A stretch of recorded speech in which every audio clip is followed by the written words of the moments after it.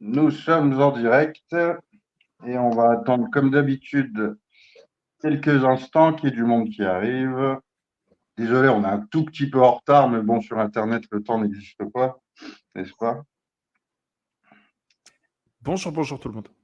Bonjour à tous et à toutes. C'est une belle journée ensoleillée, je pense, pour la plupart des gens. D'ailleurs, il fait quel temps chez toi, Benjamin? Là, il fait chaud, mais tout de suite là, il fait nuit. Bon, bah, ah oui. Bah oui. Avec le décalage. Mais sinon, oui, c'est la saison. Il fait toujours chaud, donc ça change pas. Par contre, là, c'est la saison sèche, donc plus de soleil, moins de pluie qu'en saison des pluies. On commence par parler de la pluie et du beau temps. Voilà, comment commencer sur les chapeaux de roue. On va vraiment y aller tranquille. Bon, je partage en même temps sur d'autres pages le temps que ça arrive, parce que ouais, on est au mois d'août, il est 13h, pas un horaire forcément habituel. Et alors, on proposera d'autres directs sur New Work Together plutôt en soirée. Jusque-là, on vous laisse caler sur Benjamin, sur son fuseau horaire, puisque comme vous venez de le comprendre, il est en Indonésie. Donc, c'est pour ça qu'on a choisi cet horaire. Mais après, on va multiplier les créneaux, puisqu'on est plusieurs dans l'équipe.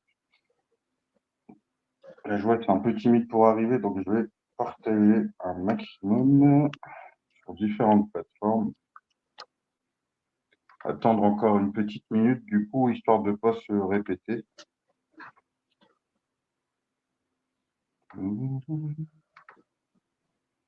Ah, ça commence à monter tout doucement.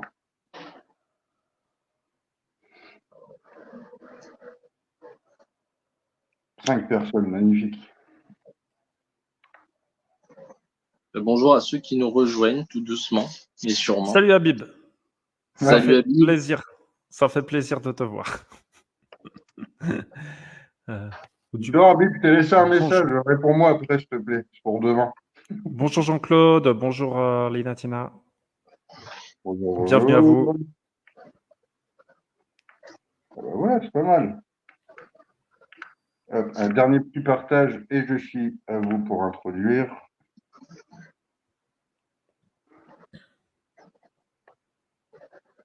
De toute façon, la majorité, je pense, le verront plutôt en replay que là, à l'instant T. Alors, bonjour à toutes et à tous. Je suis ravi de faire ce direct aujourd'hui en compagnie de Benjamin et Anthony pour New World Together France. Nous avons déjà eu l'occasion de faire des directs sur cette page concernant New World Together et également d'intervenir en France. On a déjà fait plusieurs conférences, également des animations dont on vous parlera un peu plus tard. Et donc, cette association qui, à la base, siège en Indonésie, je laisserai Benjamin un peu parler de l'historique et du but de cette association. Nous avons créé maintenant, depuis quelques mois, New World Together France, et nous avons même des sollicitations à l'international pour dupliquer dans la francophonie ce NWT, peut-être au Québec à venir, qui sait. Et du coup, aujourd'hui, on va vous faire un petit point là-dessus, sur cette création d'association. Donc, on va d'abord commencer par vous représenter cette association, je dirais plutôt cet organisme de recherche et d'éducation transdisciplinaire. On va d'abord vous représenter tout ça. Et ensuite, on aimerait bien avoir un maximum de réactions. N'hésitez pas à réagir à ce qu'on va dire, à mettre des commentaires. Si vous êtes d'accord, si vous ne l'êtes pas, vraiment, vous pouvez écrire à cœur ouvert. On ne va pas vous tirer dessus, loin de là. On va vous répondre calmement, rationnellement, et essayer d'apporter des réponses, du coup, à vos différentes réactions ou interrogations. Alors, bonjour Anthony et Benjamin. Et peut-être, Benjamin, je te laisse commencer par te présenter, peut-être en tant que fondateur, et présenter les grandes lignes New Work Together. Et après, Anthony, je te propose de compléter. Alors, bonjour tout le monde. Donc, je me présente rapidement, Benjamin Castello. Je suis installé en Indonésie depuis plus de 17 ans.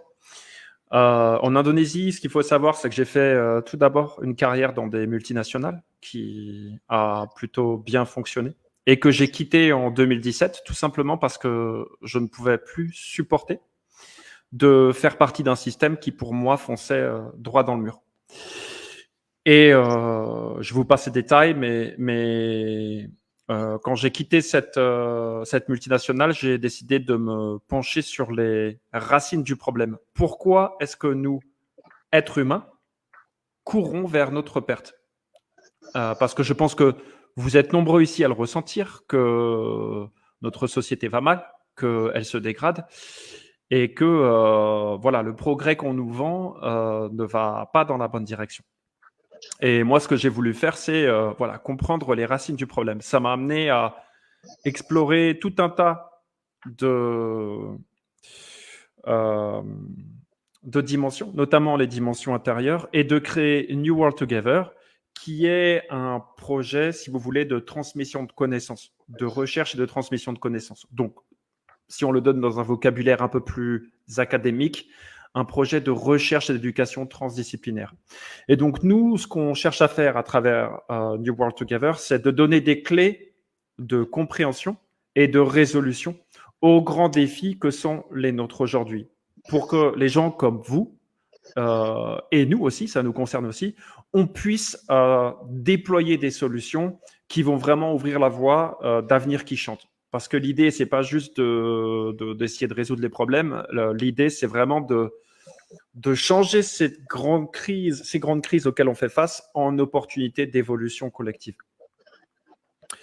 Et donc, on a une approche, on a vraiment utilisé des connaissances dans tous les domaines, que ça soit la science, la philosophie, la spiritualité, la psychologie, l'anthropologie, la sociologie. Et on amène quelque chose, je pense que notre force, c'est vraiment une capacité à vulgariser des choses complexes pour que voilà, ça puisse aussi être propagé dans le milieu populaire.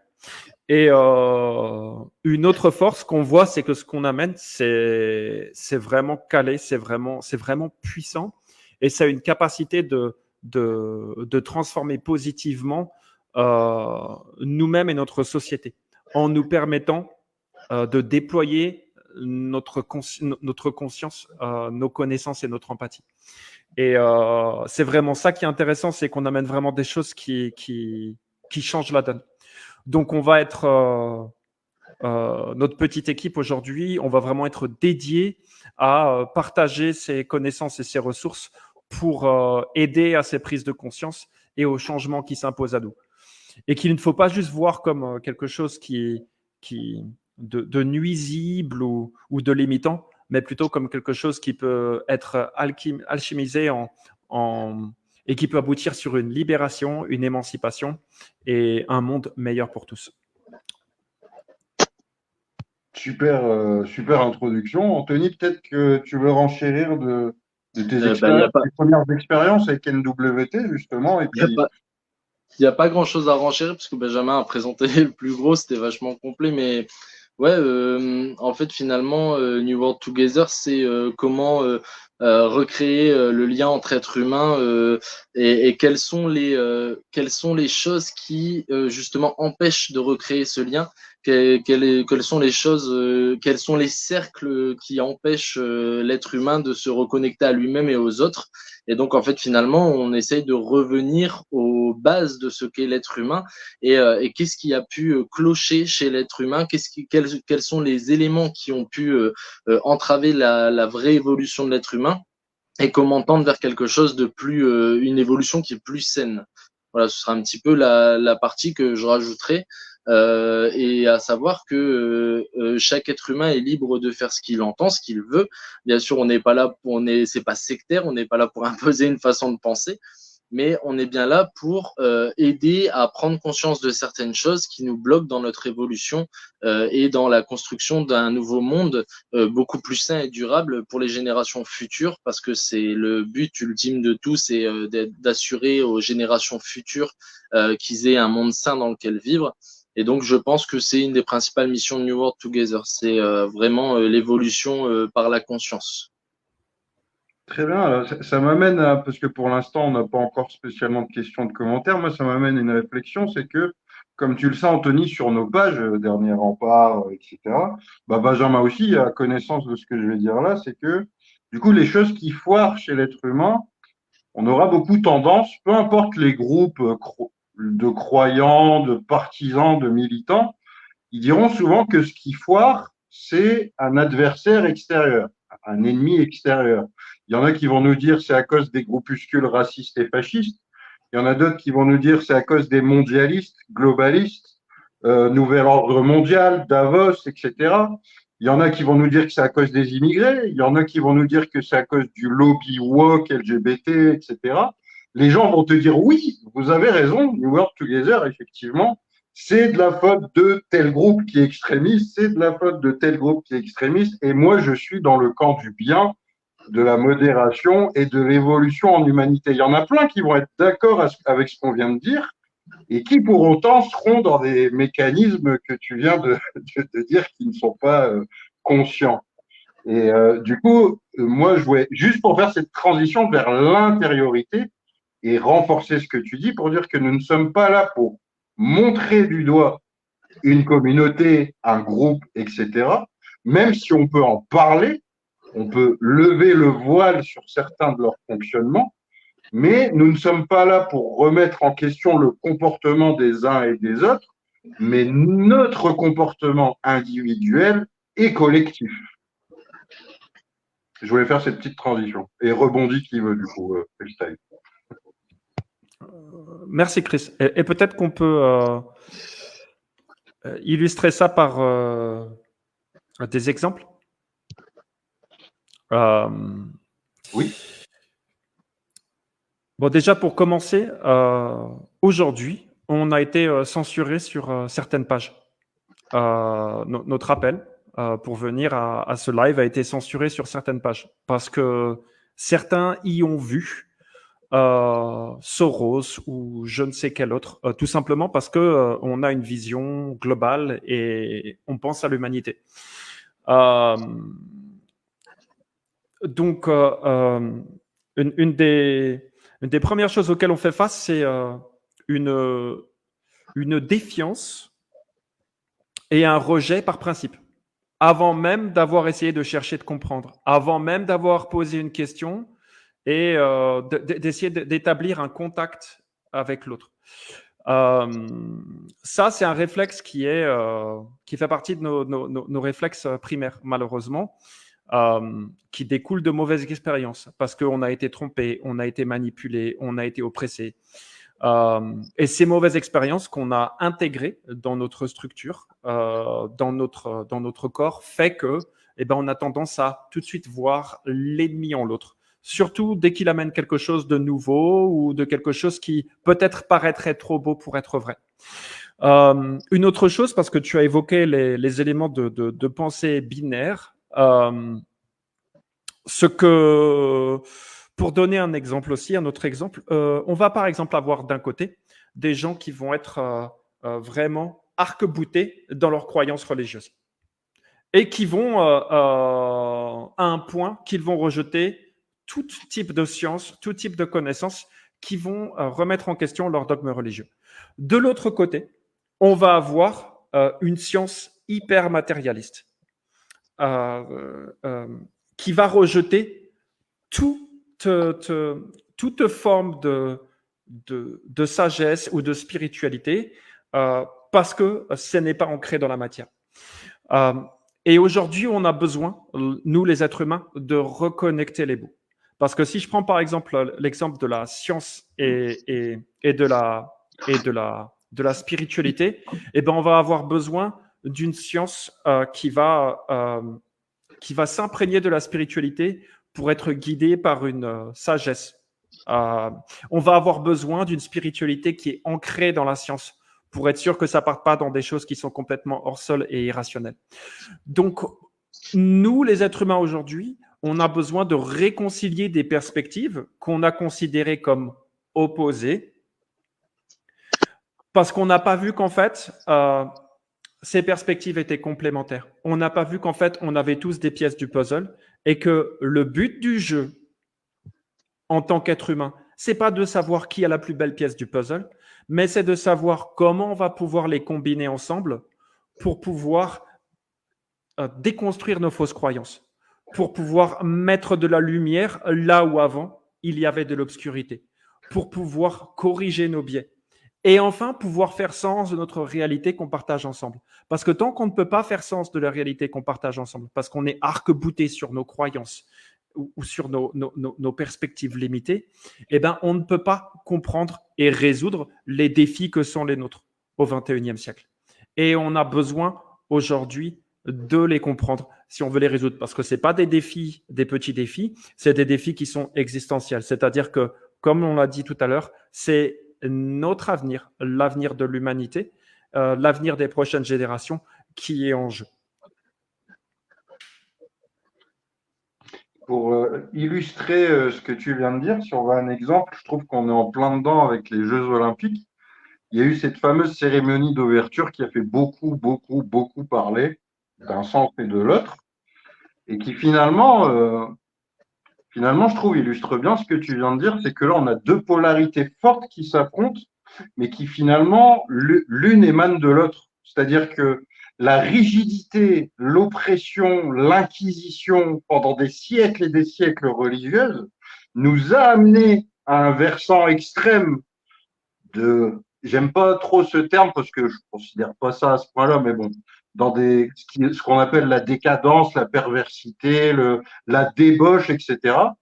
Et en fait, tu avais fait un très bon post là-dessus où tu expliquais que ce qu'on voit là, cette cérémonie d'ouverture, c'est un retour de boomerang aussi par rapport à l'obscurantisme religieux, ce qui a pu se passer pendant des siècles. Et du coup, c'est intéressant parce que cette décadence d'ailleurs décrite renforce le dogme religieux. On sent là les cathos reviennent en force. Il y a des messes qui se font dans la rue, tout ça. Il faut sortir le diable de la nation France, etc. Enfin, là, ils reviennent en force. Quoi. C'est le retour du Christ face au diable, à Satan, etc., etc. Et du coup, je trouve que ça illustre bien ce que tu dis, c'est que ces deux camps-là qui se vouent une haine actuellement assez féroce, heureusement limitée majoritairement aux réseaux sociaux. Cette haine féroce, finalement, ces deux polarités-là ont besoin de se rencontrer plus que jamais. Les gens qui sont dans la rigidité religieuse, etc., les règles, c'est comme ça, c'est pas autrement, sinon tu vas en enfer. Et ceux qui pensent aussi d'un autre côté que tout est permis, société libérale, je fais ce que je veux, je m'en fous du collectif. Et du coup, je trouve que ça illustre bien ce que tu viens de dire là en particulier. Cette opposition forte entre deux éléments qui finalement, s'ils se combinent, vont retrouver la bonne mesure et le bon discernement réciproquement. Absolument. Anthony, je ne sais pas si tu veux rebondir là-dessus. Ouais, en fait, c'est un petit peu, c'est toujours la même chose. Tout est polarisé, tout est divisé en deux, et puis c'est toujours les rouges contre les bleus et les noirs contre les blancs, etc. Mais finalement, je l'ai mis aujourd'hui exprès, mais finalement, on retrouve un peu ça, c'est le jeu de tennis. Tout le monde joue un peu. Allez, on se relance la balle, c'est pas moi, c'est de ta faute, c'est ta... Et en fait, finalement, on joue tous avec un même objet, et du coup, j'en reviens. Alors, je sais pas si je vais réussir à, non, je vais pas réussir à la tourner, mais en gros, je sais pas si vous allez le voir, mais en gros, on en revient à la même chose. C'est toujours la même chose, c'est les schémas humains.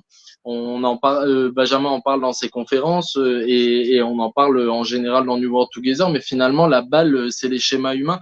Tout le monde se rebalance la balle, mais en fait, on est tous, comment dire, on est tous responsables de cette, on est tous vraiment responsables de ce chaos un peu mondial dans lequel on vit. Et en fait, il suffit de voir, il suffit de voir dans notre quotidien. On le voit pour ceux qui ne le voient pas, c'est que malheureusement ils sont aveugles. Je prenais l'exemple, par exemple, dans la conférence que j'avais fait à l'université d'été du mec qui jette son mégot par terre.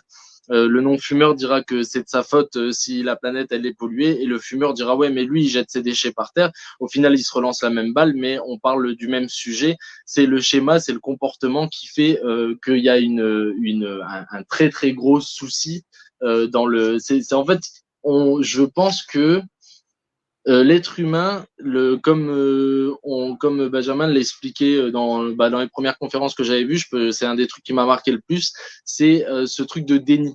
En fait, pour être dans le déni, on rebalance la balle à l'autre, c'est de sa faute. Et moi, du coup, j'y suis pour rien. Et du coup, c'est le déni, le déni, le déni. Et du coup, ça tourne en boucle et on sort plus de ces cercles vicieux infinis. Et du coup, c'est toujours de la faute à l'autre et c'est jamais de sa faute à soi. Et du coup, personne n'est capable de se remettre en question et on stagne. Et c'est ça qui empêche l'évolution, pour moi. Super, super Anthony. Donc en fait, on a un scoop. On a vraiment un gros scoop, c'est révolutionnaire. En fait, vous voyez, tous les problèmes de notre monde aujourd'hui, eh ben, le dénominateur commun entre tous ces problèmes, c'est nous. Les problèmes écologiques, c'est nous. Les problèmes sociaux, c'est nous. Les problèmes économiques, c'est nous. Les problèmes culturels, c'est nous. Les problèmes géopolitiques, c'est nous. On n'est pas en train de chercher un bouc émissaire. On est en train de dire c'est nous collectivement. C'est notre co-création. Donc, l'idée là, c'est de comprendre quels sont les fonctionnements qui génèrent ce genre de problème. Et comment nous, souvent de manière inconsciente, on va les alimenter. Et encore une fois, je ne me mets pas en dehors de ce nous, je me mets dedans. Et là, si on pose ce diagnostic, OK, c'est nos schémas de fonctionnement individuels et collectifs qui créent les problèmes de notre monde aujourd'hui. Comment est-ce qu'on peut poser le doigt sur ces fonctionnements et s'assurer qu'en tant qu'individu, qu'en tant que communauté, qu'en tant que société, on va pouvoir les corriger. Et si on a posé, si on a compris ça, c'est simple ce que je viens de dire là, en fait, on comprend alors que en fait, le jeu, c'est un jeu d'équipe. Parce que vous tous, vous allez voir des choses que moi, je ne vais pas voir. Moi, je vais voir des choses que vous n'allez pas voir. Encore une fois, l'idée, ce n'est pas de savoir qui a la meilleure vue. C'est de savoir, OK, comment est-ce qu'on identifie ces angles morts pour pouvoir y voir clair et s'assurer qu'ensemble, on puisse corriger ce qui a corrigé. Pour qu'ensemble, on ne finisse pas dans le mur. Parce que l'autre scoop, c'est que le mur, on ira le taper ensemble. Et si on réussit à l'éviter, on l'évitera ensemble. Donc, bien sûr, aujourd'hui, revenons-en à l'instant présent. Les diagnostics sont mal posés. Les diagnostics sont mal posés. On essaye de résoudre des problèmes à l'extérieur. Et qui va aller lutter contre le réchauffement climatique? Et qui va aller lutter contre la pauvreté? Et qui va aller lutter pour la libération du peuple palestinien contre l'État d'Israël colonisateur? Et qui va aller lutter pour le peuple ukrainien? Et qui va aller lutter pour protéger la biodiversité? Et donc, on regarde tous ces problèmes comme s'ils étaient séparés les uns des autres. Et en fait, quand ils commencent à émettre de la clarté, quand on commence à élargir notre point de vue, on s'aperçoit que tous ces problèmes sont interreliés. Et la beauté, c'est parce que quand on voit que tout est interrelié, c'est dur à digérer. Dans notre jargon, on va sûrement utiliser ce mot pour le familiariser parce qu'il nous paraît important, on appelle ça la métacrise. C'est-à-dire qu'on a une situation mondiale qui nous dépasse complètement, avec des problèmes qu'on ne sait pas résoudre, qui sont tous interreliés. Et en plus, on a une crise de sens, parce que quand on se prend ça dans la tronche, on se dit, mais qu'est-ce qu'on est en train de faire? Et un bouleversement psychologique. Et donc, l'ensemble de tous ces problèmes interreliés, de la crise de sens et du bouleversement psychologique, c'est ce qu'on appelle la métacrise. Mais nous, ce qu'on propose, c'est des ressources qui permettent de poser les bons diagnostics sur le problème, afin de trouver des fondations psychologiques solides et de retrouver du sens à travers la métacrise. Et de se servir de ça pour avoir des bases solides, pour pouvoir amener des solutions qui transforment cette métacrise en méta-opportunité. J'espère que j'ai été clair dans mes propos. Alors, s'il y en a en commentaire qui ont des questions, des réactions ou qui disent tout simplement je n'ai pas compris, vous pouvez nous en faire part et on fera en sorte de le vulgariser ou de l'illustrer à travers des exemples. Je trouve que ça, c'est très efficace. C'est après ce type d'intervention, d'illustrer par des exemples concrets. C'est ce qu'on essaye de faire au mieux, je pense. Et c'est pas les exemples qui manquent, hein, d'ailleurs. Hein, tu parles aussi du conflit israélo-palestinien, avec toujours un camp qui pense que l'autre est un camp à abattre, alors qu'en fait, c'est la réconciliation de ces deux camps qui les amènera vers une solution durable et soutenable. Enfin, ce truc-là se transpose à l'infini, aussi bien entre individus qu'entre corporations, qu'entre nations, qu'entre de la plus petite dimension jusqu'à la plus grande. Ce qu'on dit là n'est pas des cas isolés. On parle de quelque chose qui est généralisé dans nos interactions, des plus minimes jusqu'aux plus grandes et au sein même de nos foyers familiaux d'ailleurs. Ouais, Maëva demande un exemple, et je pense que c'est très bien de prendre le conflit israélo-palestinien. Alors, bien sûr, c'est multidimensionnel, mais on peut le prendre sous plein d'angles, et on arrive toujours à en fait des fonctionnements qui sont pas rationnels. Mais partons déjà sur l'une des bases, parce que le conflit israélo-palestinien, c'est un bagage ancestral, non résolu, qui s'est transmis de génération en génération. Et si on remonte à l'origine, et en tout cas là où on peut y voir, qu'est-ce qu'on va trouver?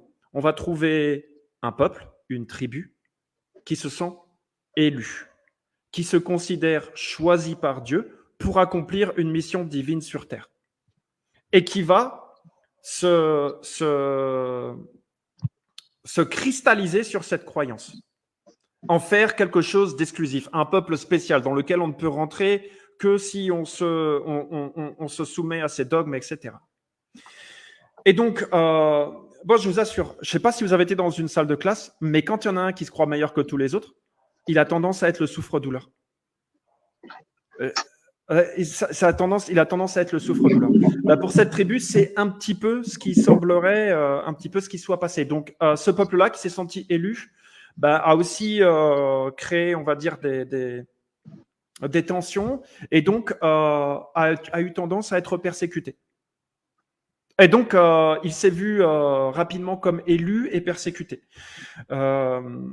Et ben, ce sentiment-là donc a amené à la perpétuation des tensions, parce que bien sûr, quand on se sent persécuté, on va aussi chercher à avoir le pouvoir ou ces choses-là.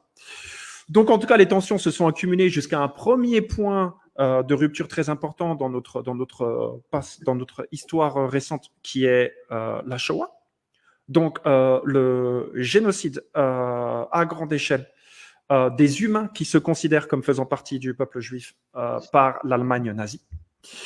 Un énorme traumatisme collectif qui a amené ce peuple à vraiment vouloir avoir un pays pour lui, pour pouvoir se sentir en sécurité, tout en ayant encore cette croyance que ce qu'il accomplit, c'est la volonté divine.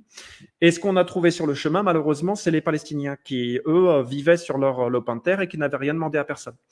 Et donc, le traumatisme du peuple juif a été exporté en Palestine, a été projeté sur les Palestiniens, qui se sont retrouvés eux aussi massacrés, expropriés par ce peuple traumatisé, qui se croit choisi pour accomplir une mission divine. Quand même, la mission divine, c'est pas rien, c'est de réaliser le royaume de Dieu sur terre. On est quand même, on n'est pas dans du détail en termes de croyance, quoi. C'est pas anodin. Donc, le peuple palestinien a aussi été traumatisé, et depuis, c'est du traumatisme collectif qui s'auto-alimente. Chaque camp étant persuadé d'être persécuté par les autres, chaque camp croyant qu'il est de son bon droit de se défendre contre l'ennemi extérieur. Si on enlève toutes ces étiquettes, musulmans, palestiniens, juifs, etc., qui ne sont en bout de ligne que des constructions sociales, ce qu'on va voir, c'est des êtres humains. Des êtres humains qui ont été traumatisés, qui ont peur les uns des autres, et qui alimentent, à travers leur trauma et leur peur, des conflits qui sont sans fin.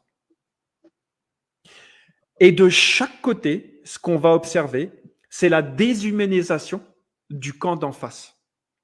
C'est l'autre, c'est un ennemi à combattre, c'est un méchant, c'est le mal incarné. Et nous sommes les justes. Nous sommes ceux qui sont dans le bon chemin de Dieu. Et tant qu'on ne remet pas en question ces récits et les croyances sous-jacentes, tant qu'on ne met pas en lumière les peurs et les traumas qui les alimentent, les cercles vicieux vont s'alimenter. Notre mission avec New World Together, c'est d'aider à cette mise en lumière. Et croyez-moi, ça ne va pas être facile.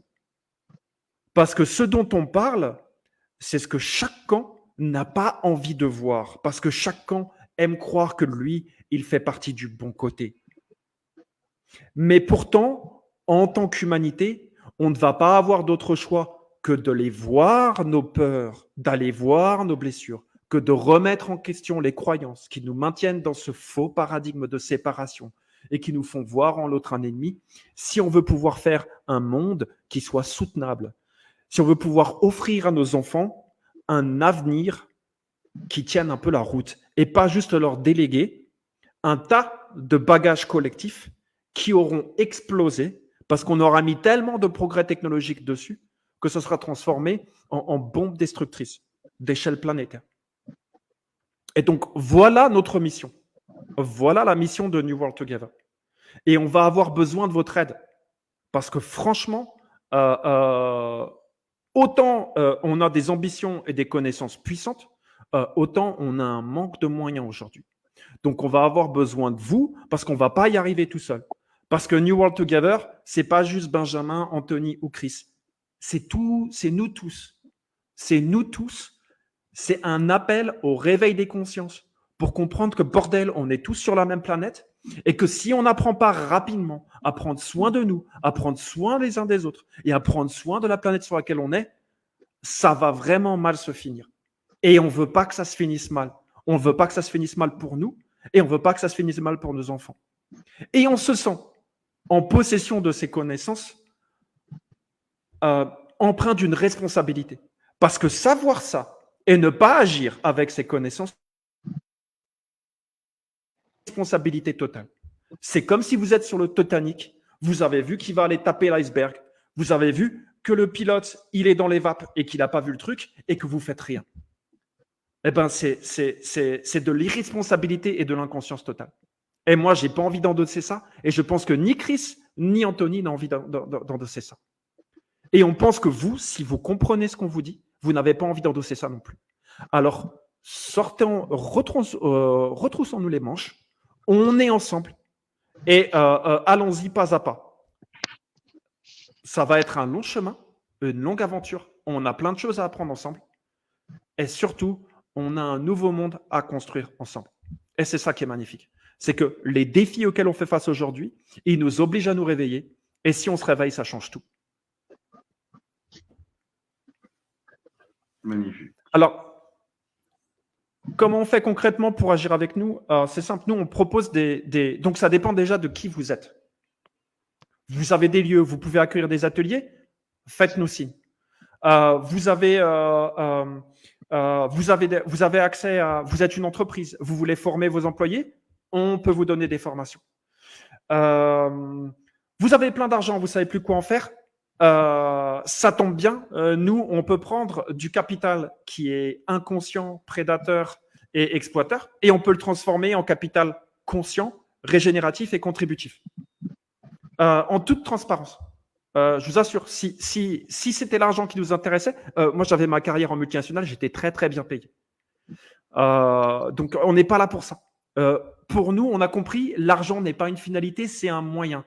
La finalité, c'est qu'on se réveille et qu'on puisse le construire, ce nouveau monde ensemble. Et on va en avoir besoin pour ça. Donc, tout dépend de ce que vous êtes. Vous avez du temps, vous avez envie d'apprendre, on propose des formations. Voilà, donc il y a plein de choses à faire. Il y a autant d'individus sur Terre que de manières de faire partie de la solution et de s'engager. En tout cas, nous, on est là pour vous aider. Vous pouvez pas mieux répondre, là, purée. Ouais, c'est clair. Anthony, je te laisse rebondir avec ton cœur et ta confiance sur tout ça. Comment dire, en fait, je pense aussi que par effet boule de neige, New World Together, par la suite, ça va se développer sur d'autres choses aussi. Donc, pour compléter un peu ce que Benjamin disait, je pense qu'il y a d'autres choses qui vont être découvertes par New World Together et d'autres façons de porter le message qui seront faites. Et ça va émaner de vous. Donc, c'est pour ça que aussi, on invite les personnes à s'intéresser à ce que l'on fait et à le partager parce que je pense que chaque être humain a son intelligence, chaque être humain a son vécu, etc. Et que chacun peut apporter la pierre à l'édifice. Et finalement, le nom de cet organisme New World Together, il veut tout dire, un nouveau monde ensemble. C'est bien qu'on va devoir le faire ensemble. C'est bien qu'il y a un moment donné où chacun peut apporter sa petite brique d'une façon ou d'une autre, avec ses moyens, avec ses connaissances, etc. Et donc, il suffit juste de nous contacter et en fait, comment dire, on peut tous travailler ensemble, mais pas dans la polarité, pas en étant divisé, pas en étant à la recherche d'être le meilleur, d'être dans l'ego, etc. Juste, est-ce que on peut tout simplement discuter entre êtres humains? Est-ce qu'on peut tout simplement se faire évoluer en conscience les uns les autres? Et il y a eu, en fait, c'est juste ça, tout simplement. Il y a la plus grosse difficulté, je pense, qu'on a dans New World Together, c'est le fait, l'acceptation du fait que personne n'est parfait. Et c'est l'acceptation de se dire bon bah ok, j'ai des croyances, je les mets de côté et ces croyances ne sont plus utiles à comment dire, ne sont plus utiles au prochain monde. Qu'est-ce que je peux faire d'autre? Vers quoi je peux tendre d'autre? C'est une remise en question sur soi-même, comme on disait au début. C'est pas aller chercher à l'extérieur, mais c'est aller chercher à l'intérieur. Quelle est la partie qui fait pleurer mon enfant intérieur? Voilà, c'est tout ce que j'aurais à rajouter. Et moi, pour compléter également, parce que Cindy nous demande quels sont les outils concrets pour éveiller les consciences. Alors concrètement, vraiment, du coup, très concrètement, paf paf, on a une conférence interactive. Hein, vous n'êtes pas assis là comme des cons à nous écouter et à ne pas réagir. C'est une conférence vraiment où on vous parle de tout ce qu'on vient d'évoquer là depuis tout à l'heure, où c'est interactif, où on échange là-dessus, le public réagit, tout ça.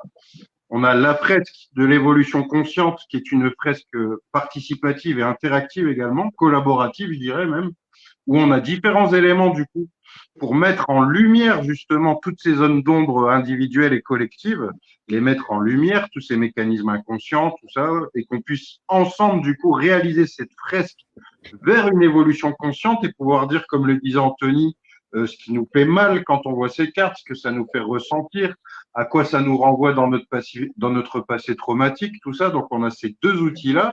Mais on peut proposer aussi du consulting, comme le disait Benjamin, aux entreprises pour revoir leur modèle économique, pour passer d'un modèle économique compétitif, capitaliste, basé sur le seul intérêt privé et financier de ses actionnaires, pour passer à des modèles coopératifs, d'économie sociale et solidaire, sur de l'économie locale, en circuit, en partenariat. Ça peut être aussi du coaching individuel avec Frédine et Chantal pour les gens qui, du coup, n'arrivent pas à en mettre en lumière leur zone d'ombre et qui sont bloqués au quotidien. On a aussi, du coup, des personnes pour pouvoir qui peuvent vous aider à titre plus individuel. On a différentes compétences, donc ça peut être pour les entreprises, pour le grand public. Ça peut être aussi dans un secteur plus social, et là, c'est plus mon dada notamment. Ça peut être au niveau des centres sociaux, des enfants. On a aussi, on a des versions de nos outils aussi qui sont adaptés au plus jeune âge. Et après, comme on l'a dit aussi, les possibilités sont multiples, c'est-à-dire qu'en fonction des demandes qui se présentent à nous, en intelligence collective, on va pouvoir aussi apporter de nouvelles solutions en intelligence collective en fonction de ce qui se présentera à nous. Le projet a déjà des outils bien préparés et disponibles, prêts à l'emploi, et il va s'adapter aussi au gré des circonstances, du temps, de ce qui sera présenté à lui. Donc il y a une partie de prête et il y a une partie qui reste à construire et qui se construira avec vous, justement. Et merci Maëva de dire que tu es intéressée puisque tu es dans mon secteur, celui de Dunkerque. Et on va tout faire pour te trouver un local dans le Dunkerquois et que tu puisses dupliquer tout ça aussi. On en avait déjà parlé. Maëva qui est prête à s'investir dans le projet aussi. Si je peux ajouter, parce que là, en fait, on parle un petit peu là vite, mais quand on fait une conférence ou quand on fait un atelier ou quand on fait une formation, c'est hyper structuré. C'est-à-dire qu'on vous donne tous les éléments dont vous avez besoin pour comprendre, pour vous mettre en mouvement. Pareil, tu parlais des formations aux entreprises. On les aide à se mettre en mouvement, on les accompagne. On n'est pas là pour refaire leur modèle économique. On est là pour les aider à ce qu'elles puissent rentrer en transition afin de prendre notamment afin de pouvoir prendre des décisions qui font qu'elles ne vont plus alimenter le problème, mais elles vont pouvoir commencer à alimenter la solution.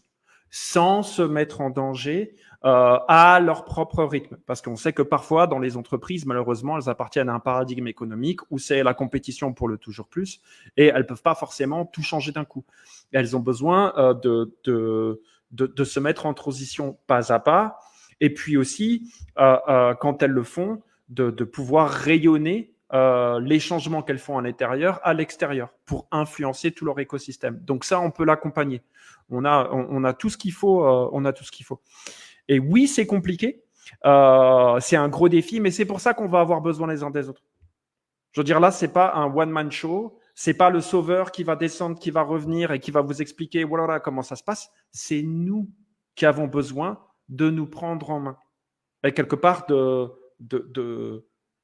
devenir humain. Parce qu'aujourd'hui, on est encore en train d'apprendre. Donc, alors, Cindy qui dit, il y a déjà plein d'organismes qui agissent pour la transition. Quelle est votre spécificité? C'est une très bonne question. Aujourd'hui, la plupart des organismes qui agissent pour la transition sont dans des visions silos. C'est-à-dire qu'ils ont leurs problèmes, leurs solutions pour leurs problèmes. Vous savez, c'est comme si l'humanité souffrait d'une maladie très grave avec plein de symptômes. Du mal de crâne, des problèmes de peau, du mal de gorge, le nez pris. Et donc, on a tout un tas d'organismes qui vont intervenir sur ces symptômes et un organisme qui va proposer de la crème pour le problème de peau, un autre organisme qui va proposer du sirop pour le mal de gorge et puis un troisième, un médicament pour la fièvre. C'est très bien. Nous, le travail qu'on fait, c'est poser le diagnostic de la maladie sous-jacente et apporter des moyens d'en faire aussi le traitement. Parce que quand on a une maladie terminale, si on ne fait que du traitement, on se condamne. Donc, on amène un complément aux autres organisations qui sont en train de traiter leurs problèmes pour qu'on puisse poser le diagnostic du problème sous-jacent et amener des solutions qui permettent de le traiter. Bien sûr, l'idée n'est pas du tout de dire que ceux qui sont en train de traiter leurs problèmes font quelque chose de mal. C'est important d'avoir des spécialistes qui traitent les problèmes en silo. Mais si on ne fait pas le bon diagnostic et qu'on ne va pas traiter le problème de fond, alors, in fine, ça ne servira à rien. Parce que tout va s'effondrer. Et donc, on fait ce problème, on traite ce problème de fond. Et bien sûr que l'idée n'est pas d'être en concurrence, mais en synergie. Puisque si on comprend bien les défis auxquels on fait face, on comprend qu'on ne pourra que les résoudre ensemble. Il y a une petite anecdote. Vous savez, pendant longtemps, on a dit la seule chose qui pourrait unir l'humanité, c'est une attaque extraterrestre. Eh bien, aujourd'hui, c'est pas une attaque extraterrestre qui doit unir l'humanité. C'est nos propres schémas de fonctionnement qui nous envoient dans le mur. On doit s'unir pour recalibrer ça ensemble. Parce qu'on ne pourra que le faire ensemble. Mais déjà, encore une fois, condition sine qua non pour que ça puisse arriver, poser le bon diagnostic. Et aujourd'hui, les diagnostics sont très mal posés. Donc voilà, des outils de sensibilisation, etc. Et on a vraiment besoin d'aide pour pouvoir déployer tout ça avec plus d'efficacité pour ceux qui sont motivés à se joindre à l'aventure. Moi, je vais en profiter aussi parce que je me rends compte aussi, j'en reparlais avec Isa pas plus tard que ce matin, les gens ont peur, ont terriblement peur, et je tiens à les rassurer, c'est que l'appréhension de mettre en lumière ces zones d'ombre est beaucoup plus intense qu'une fois que tu en as pris conscience. L'appréhension de faire cet exercice intérieur, de se remettre en question et de voir ce qui ne va pas en soi, cette appréhension-là est beaucoup plus terrifiante que l'acte en lui-même. Dès que je prends conscience de quelque chose est bien, souvent j'en ris. Ce qui m'a terrorisé pendant des années me fait rire une fois que je me rends compte que finalement, c'était pas grand-chose. Donc, je veux aussi ne pas que ceux qui vont regarder ce direct aient une pression de dingue, etc. Oui, c'est peut-être la plus grande épopée que l'humanité connaît dans toute son histoire. Actuellement, on est vraiment dans un grand virage. Mais je veux rassurer aussi sur le fait que ça paraît inatteignable. Il y en a beaucoup qui vont nous dire cet argument, on l'entend très souvent en France. Ça sert à rien, on peut rien faire, c'est foutu, il est trop tard, terminé. Ce que tu demandes là, c'est un chantier monumental, mais la dimension psychologique, psychique est très forte parce que une fois qu'on s'est libéré d'une aliénation, en général, on se dit purée, c'est dingue que j'ai pu vivre dans cette aliénation pendant autant d'années en fait. Quand je vois comment finalement c'est comme une addiction. Quand on est addict à une drogue ou à l'alcool, etc., bon, c'est violent physiquement, mais quand on en sort, après, on se dit, mais putain, comment j'ai pu être là-dedans? Et du coup, je voudrais rassurer tout le monde, c'est que ce qu'on dit là, ça paraît super intellectuel, ça paraît super dur à accomplir, on a peur, on fuit de tout ça, mais la peur rend irrationnel, et une fois qu'on se calme, qu'on respire, il y a tout un tas d'exercices aussi, hein, peut-être qu'on peut partager à travers nos différentes expériences. Moi, personnellement, c'est la randonnée qui me permet ça, réguler ma respiration, mon rythme cardiaque, ma nervosité, mon stress. C'est beaucoup à travers le sport et la randonnée que je le fais. Et souvent, quand on pragmatise, quand on rationalise quelque chose où on y avait mis trop d'émotions, on se rend compte que finalement, on se retrouve dans des situations catastrophiques pour pas grand-chose non plus. Je voulais Peut-être que je peux donner. le format de la pensée aussi. Je vais peut-être donner un exemple. Ouais. Et pour pas choquer potentiellement certains croyants, je vais prendre un exemple qui appartient déjà au passé. Comme ça, imaginez que nous vivions dans une société où la croyance est que pour satisfaire les dieux, il faut faire des sacrifices humains. Et que tous les malheurs de notre monde découlent de l'insatisfaction des dieux. Imaginez qu'on ait cette croyance et et que d'ailleurs remettre en question cette croyance, c'est vraiment énerver les dieux et c'est extrêmement dangereux. Donc on a peur de remettre en question cette croyance. Eh ben tous les problèmes qu'il y aurait, on dirait ah oui, ben, c'est parce qu'on n'a pas assez fait de sacrifices. Donc on continuerait à faire des sacrifices humains et pour essayer de satisfaire des dieux imaginaires. Et on aurait extrêmement peur de remettre en question cette croyance. Imaginez le fléau total. Maintenant, si on dépasse cette peur, qui n'est pas rationnelle quand on la regarde d'aujourd'hui, mais elle a existé d'ailleurs dans certaines cultures, on est sur des choses qui sont proches. Quand on déconstruit cette croyance, en fait, c'est libérateur. Et on s'aperçoit que, ah ben nous, en fait, on a des guerres parce qu'on ne sait pas résoudre nos conflits. Ah ben nous, en fait, il y a des inondations parce qu'on a coupé trop d'arbres. Et ça change tout. Eh ben, cette croyance un petit peu tirée par les cheveux, dont je vous donne un exemple, on en a plein aujourd'hui dans notre société qui sont très similaires et qu'on ne voit pas forcément parce qu'elles font partie de notre culture. Eh ben, je vous assure que quand on enlève les peurs qui les maintiennent, quand on les remet en question, eh ben, on a exactement la même libération. Et d'un seul coup, ce qu'on n'arrivait pas à voir clairement, on le voit clairement. Le monde qui avant apparaissait chaotique et sans aucun sens, et ben d'un coup, on voit l'ordre caché et le sens. Et c'est ça qu'on va vous aider à faire avec les ressources qu'on a. Et je vous assure, ça change tout. Mais pour que ça change tout avec un grand T, il ne faut pas que ce soit juste une connaissance qui soit partagée par, je ne sais pas, 5, 10 personnes, 20 personnes, 50 personnes. Il faut que cette connaissance, elle puisse se propager sur l'ensemble du globe. Et ne disons pas c'est impossible, machin. Non, aujourd'hui, on a tous les outils, on a Internet, etc.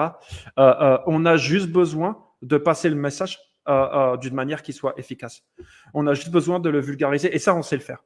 On a besoin de moyens pour pouvoir le propager à plus grande échelle et on a besoin d'accepter aussi que ça va prendre du temps parce que on ne fait pas une remise en question profonde en 2 jours.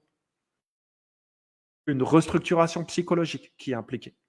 La personne qui sort de sa croyance que les malheurs du monde, c'est parce qu'on n'a pas assez sacrifié de personnes et que ces dieux sont énervés, ça va lui prendre du temps d'intégrer qu'en fait tout ça, c'était du gros mytho. Que c'était une incompréhension des ancêtres. qui sûrement croyaient bien faire à l'époque, mais qui n'avaient pas forcément compris comment l'univers marche. Ça prend du temps. Et bien là, c'est pareil, ça va prendre du temps.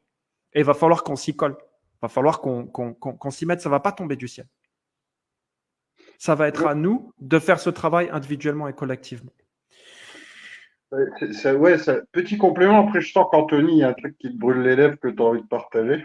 Non, pas du tout. J'écoute. Je pensais que tu avais ressenti ça, mais c'est vrai qu'on est aussi dans les sociétés capitalistes modernes et libérales, c'est le tout de suite. Et ça, on l'a beaucoup vu dans les mouvements sociaux. Il y a tel truc qui va pas, il y a tel truc qui va pas, il y a tel truc qui va pas. On sort tous, patatras, et on passe à autre chose. Ben non, on voit bien que ça fonctionne pas non plus.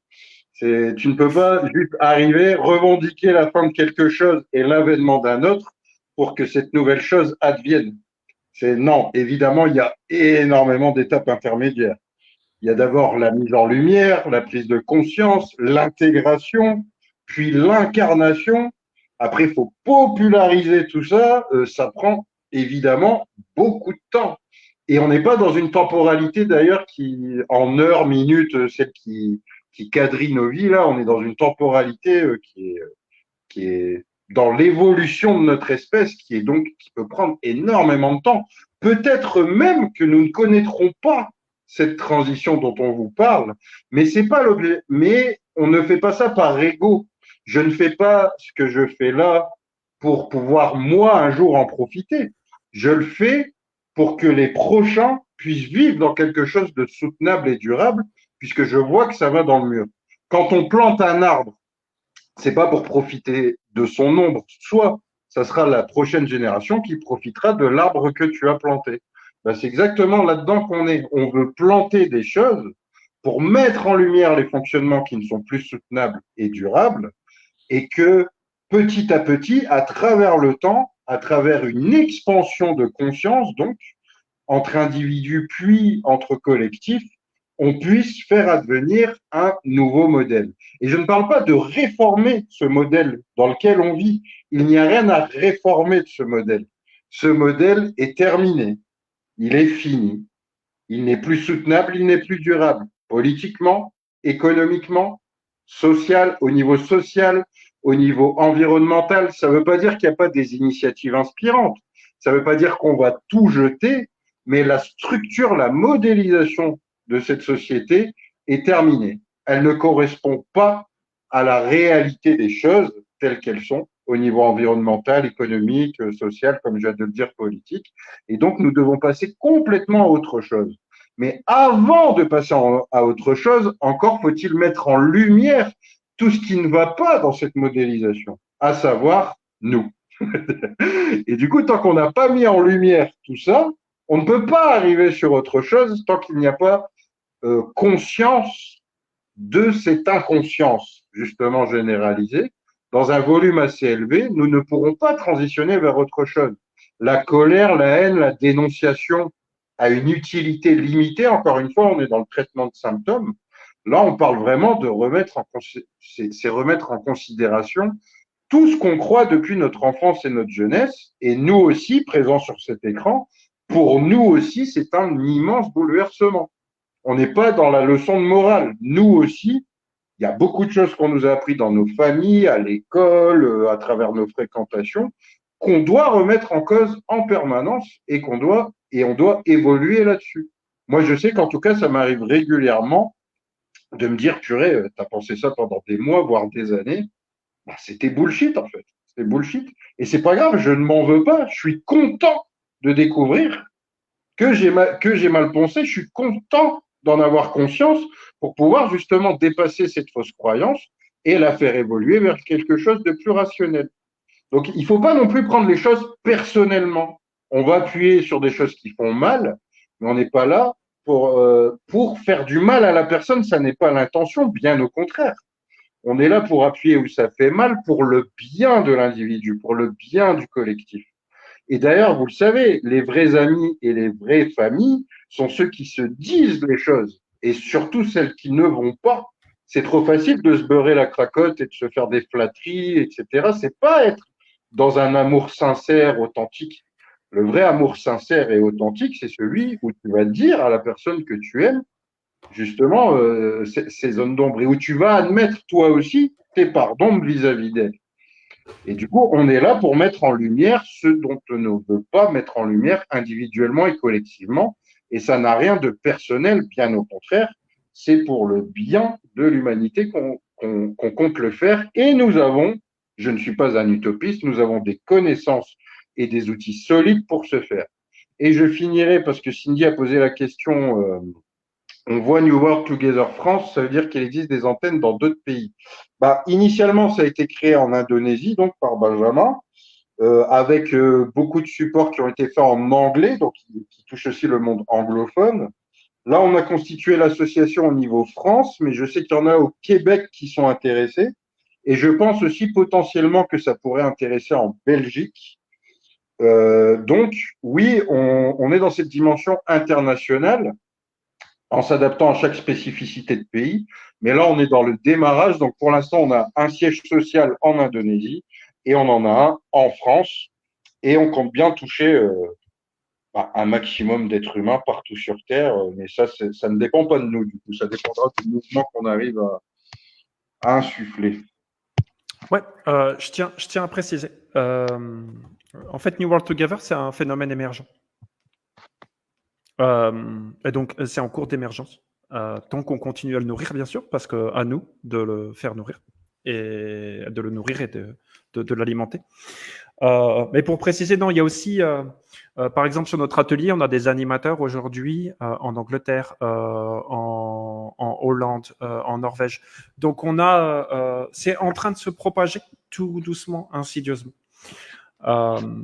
Donc voilà. Et encore une fois, si ça réussit ou pas, ça va dépendre de nous.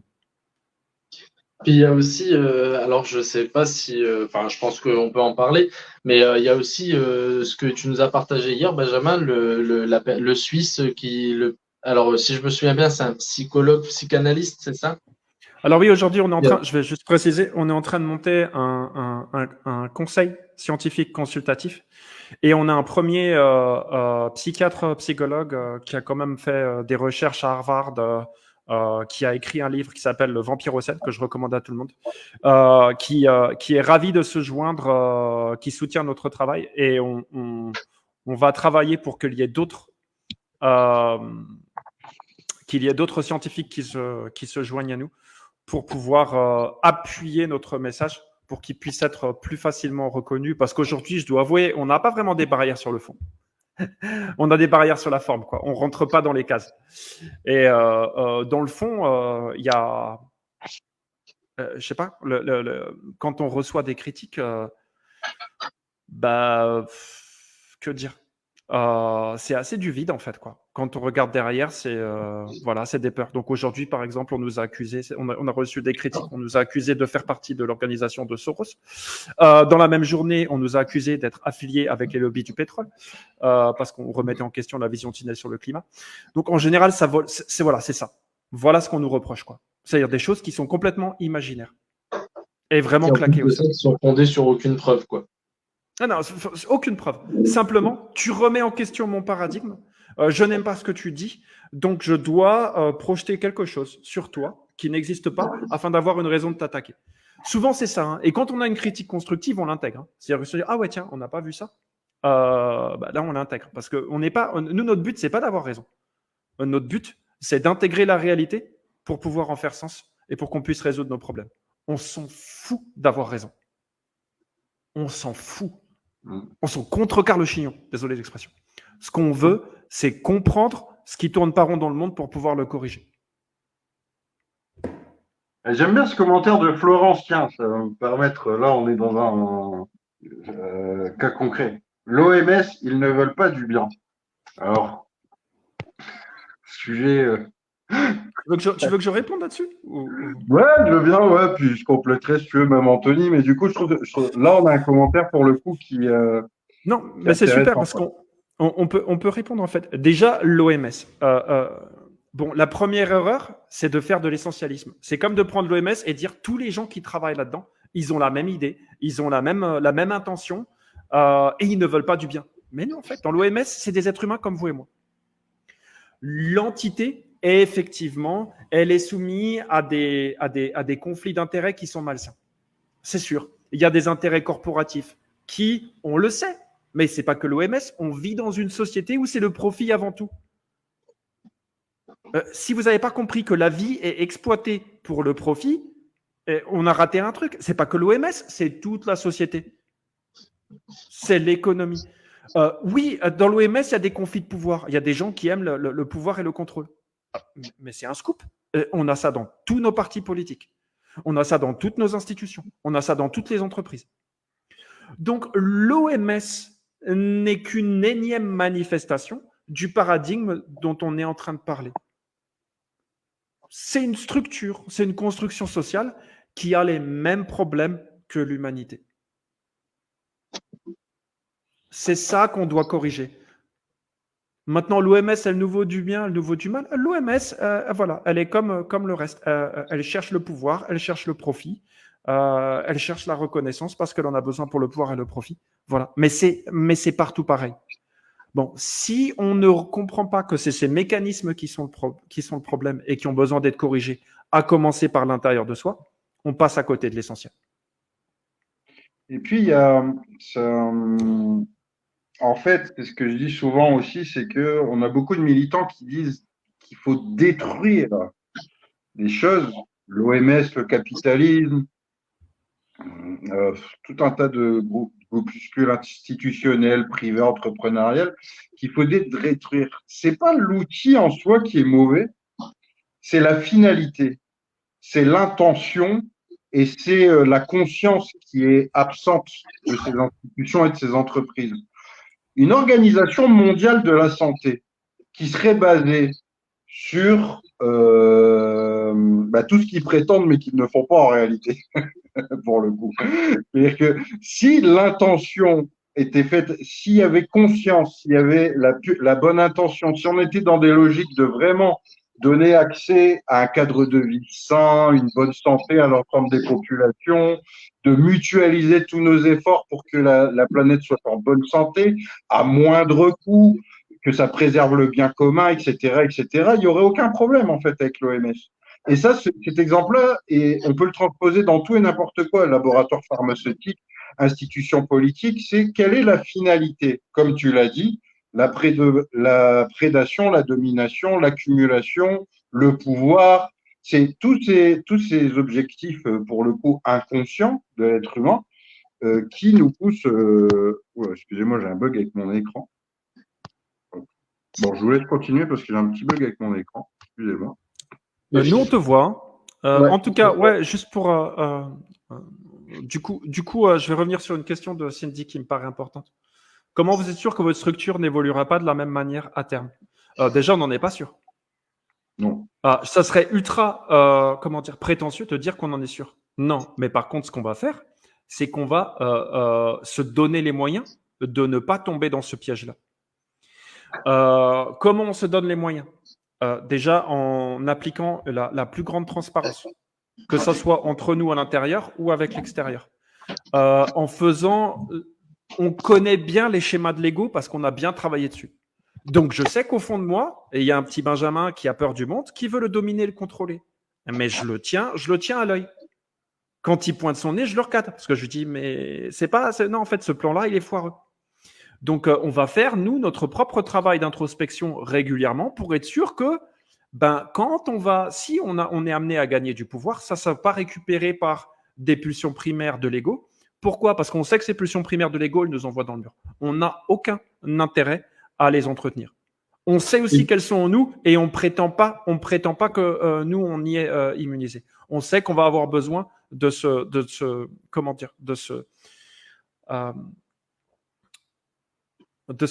checker les uns les autres. Vas-y, Anthony. Ouais, et puis aussi, à titre structurel, on a dans l'association des mandats impératifs et révocables qui nous empêchent tout simplement d'aller à l'encontre des valeurs de l'association.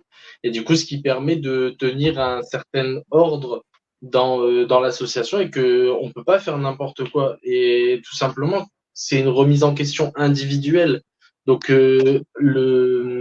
comment dire, on va pas dire quelque chose aux gens que l'on ne va pas faire. Ça n'a pas de sens.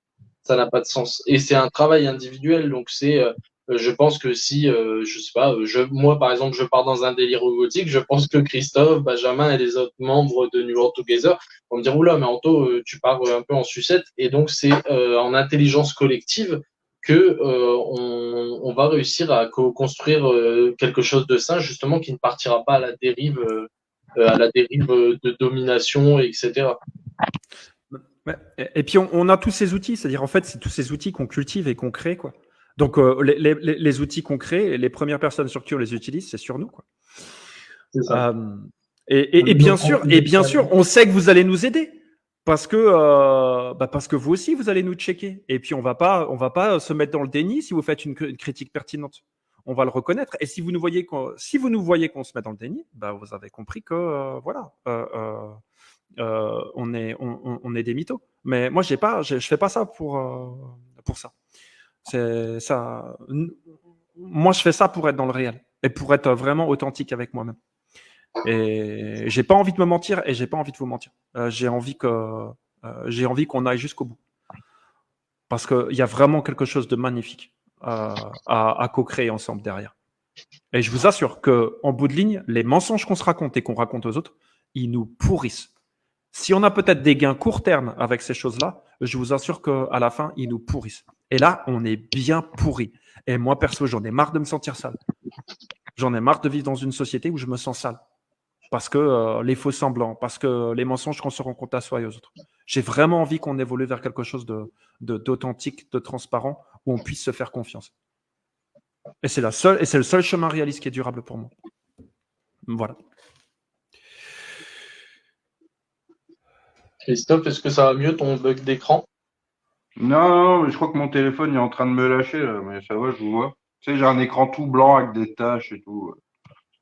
Bon, peut-être temps de peut-être un. Il a faire un remplacement. C'est pas grave, j'arrive encore à prendre la main là sur le truc. Non, mais je sais pas, après, je pense qu'il faut pas faire des directs trop longs, surtout sur des sujets aussi profonds. On pourrait peut-être perdre un peu de monde. Je propose qu'on en fasse régulièrement, par contre. Moi, je suis toujours dispo sur ces horaires. Ouais, peut-être un petit mot de la fin, chacun, un petit mot de la fin sur ce qui vient d'être dit. On peut peut-être reprendre 3 commentaires avant de finir, parce que je sais qu'il y a des gens qui ont écrit des commentaires. 3 commentaires au hasard. Chacun en choisit un. Ok. Si ça vous va. Moi, malheureusement, je ne les vois pas, les commentaires du direct. D'accord. Je laisse à qui veut choisir le commentaire. Le premier, les outils sont mal utilisés. Oui, je réponds vite fait. Oui, les outils sont mal utilisés. Pas forcément par les mauvaises personnes, parce que je sais pas moi ce que ça veut dire une mauvaise personne.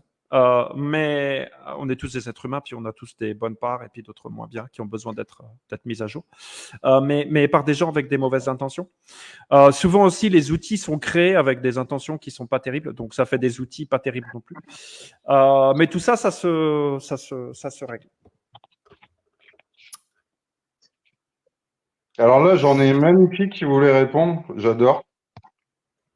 J'étais pacifique et j'ai tout perdu. Depuis que je réponds à la violence par une violence équivalente et ou supérieure, bizarrement, ça va mieux vu que la majorité ne se sent pas légitime de se défendre par la violence. Antoine, tu peux bien répondre ou... Non, vas-y, je te laisse répondre à celle-là. Franchement, pour le coup, je te laisse répondre. Alors en fait, effectivement, moi-même, je peux comprendre ce type d'argument, mais il y a une violence qui peut... Il y a différents cas de violence. La violence, c'est quelque chose de très, très large. C'est-à-dire que, par exemple, si je vois une fille se faire agresser sexuellement dans le métro par 4 individus, c'est violent. En tant qu'être humain bienveillant, je vais intervenir et peut-être que j'userai de violence pour aller porter assistance à cette femme. Et pareil, au même titre que si je me fais attaquer dans la rue par une bande quelle qu'elle soit, qui souhaite me faire du mal, me porter atteinte physiquement ou à mon porte-monnaie ou peu importe, il me semble légitime de pouvoir se défendre et donc d'user d'une violence qui serait légitime. En revanche, Alors, je reprends le commentaire. Je réponds à la violence par une violence équivalente et ou supérieure. Alors oui, si on est dans le cadre d'une défense, d'ailleurs tout ça, ce que je dis là, est déjà consacré depuis assez longtemps. Il n'est pas question de tendre l'autre joue. Je trouve ça intéressant parce que dans New Work Together, c'est pas un projet de bisounours. On n'est pas là pour condamner quoi que ce soit, des phénomènes de violence, etc. Moi-même, je comprends beaucoup des réactions collectives ou individuelles de violence à certaines choses. Je peux prendre les émeutes des banlieues, par exemple. La violence est dangereuse quand on en fait un absolu, mais comme pour tout, c'est-à-dire la violence pour la violence, quand on en fait une fin en soi, quand on est persuadé que la violence peut tout résoudre mes conflits. C'est là où ça devient dangereux. La violence, en fait, elle doit être adaptée au contexte dans lequel je me situe. Est-ce qu'à ce moment-là, ça a du sens ou est-ce que ça n'en a pas? Et ça va souvent être dans des réflexes de survie que je vais utiliser de cette violence, dans des réflexes plutôt primitifs. Je vais subir une agression ou quelqu'un que je connais ou va en subir une, je vais agir parfois avec violence pour faire face à la violence que je subis justement. Ça, j'y trouve effectivement une légitimité. Mais pour le reste, faire d'une violence une fin et une solution absolue à la résolution, à la gestion de nos conflits en général, c'est là où ça devient dangereux et où ça peut potentiellement nous amener justement vers le chaos. Voilà un peu ma réaction vis-à-vis de ce commentaire. Ouais. Moi, pour un truc plus personnel, mon ressenti, c'était je pose mes limites. Je me suis laissé marcher sur les pieds et aujourd'hui, je pose mes limites et je les affirme. Moi, c'est ce que peut-être parfois je pousse encore, je pousse peut-être un peu trop fort. Mais concrètement, l'idée, c'est de neutraliser une menace avec les moyens nécessaires pour neutraliser la menace. Voilà. Je veux dire, maintenant, ouais, c'est pas plus compliqué que ça. Il y a un autre commentaire que je voudrais reprendre, c'est la base, c'est combattre l'élite mondiale des banques, mais c'est impossible, ils sont trop puissants pour nous. Déjà, oui, moi je pense, moi ce que j'entends quand tu parles, c'est le système de dette qui nous maintient sous emprise et dans la peur du manque, parce que peu importe le nombre de ressources qu'on va extraire et la quantité de ce qu'on va produire, il n'y en a jamais assez, puisque on manque d'argent. Et on manque d'argent parce qu'on est dans le système de dette. C'est pas impossible. Ça va prendre du temps. C'est sûr qu'aujourd'hui, avec nos niveaux de conscience actuels, c'est pas possible.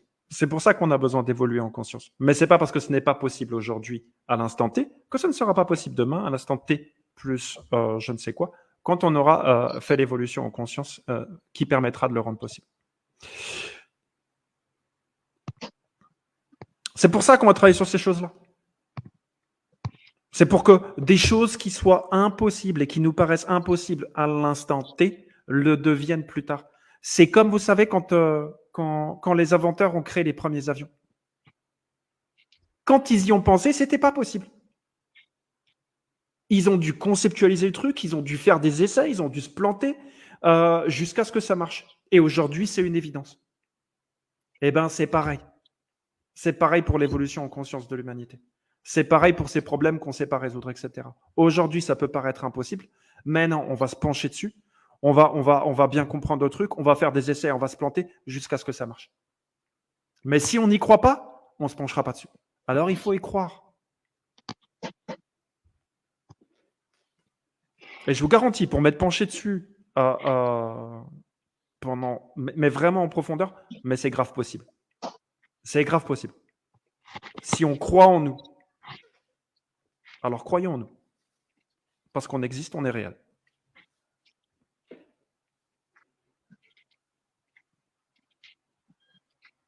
Anto, peut-être un petit mot de la fin ou une réaction par rapport à ce qui a été dit? Eh ben, je vais dire, allez, je sais pas, petit mot de la fin, comme on a dit qu'on tendait plus vers la fin du live. Donc, tout simplement prendre conscience que on est une unité, que chaque individu sur cette planète, donc plus de 7 milliards maintenant, a sa part de responsabilité. Certes, certains ont des leviers plus puissants que d'autres dans la société qui leur permettent d'avoir des actions plus puissantes que d'autres. Mais chaque être humain est responsable de cette petite planète, chaque être humain est responsable de l'avenir de ses enfants. Et il suffit juste d'une remise en question. Il est facile de juger l'autre et de le pointer du doigt, mais il est moins facile de se pointer du doigt vers l'intérieur et de chercher quels sont nos comportements toxiques, entre guillemets, et qu'est-ce qui nous nuit à nous-mêmes et qu'est-ce qui nuit aux autres dans le même cycle, parce que tout est interrelié. Comment on peut évoluer. La vraie question, elle est là, comment on peut évoluer. Arrêtons de rester figés sur des croyances et des concepts qu'on a, des croyances et des concepts qu'on a qui ne mènent à rien, et commençons à évoluer. Arrêtons de regarder il faudrait qu'on arrête tout simplement d'alimenter un système, comme l'a dit Christophe tout à l'heure, un système qui est déjà perdu, qui est déjà out. Il serait peut-être temps justement de créer quelque chose de nouveau et d'arrêter d'alimenter des polémiques qui n'ont ni queue ni tête et qui ne font avancer rien du tout. Donc voilà, c'est un petit peu mon message de la fin. Soyons unis. De toute façon, on est une humanité. Dans le mot humanité, il y a l'unité. Si on continue à être divisé, à être séparé, on peut pas avancer ensemble. On peut pas avancer en restant sale. Ça, c'est une certitude. Super. Tu veux que je prenne la suite? Ouais, vas-y, je t'en prie. Non, merci Anthony, c'était très bien. Ouais, on n'a pas clairement. C'est pas un chemin qu'on prend en ayant toutes les réponses. Les réponses viennent en prenant le chemin. Donc mon invitation, c'est vraiment de vous mettre en chemin, que ça soit avec nous ou sans nous. Faites-le. On se retrouvera au sommet de la montagne si c'est sans nous. Et puis aussi, avant de finir, si vous trouvez que ce genre de live est intéressant, qu'il est enrichissant, que plus de personnes devraient réfléchir à ces choses-là, mais partagez-le. Partagez ce contenu. Aidez-nous à nous faire connaître. On en a grand besoin.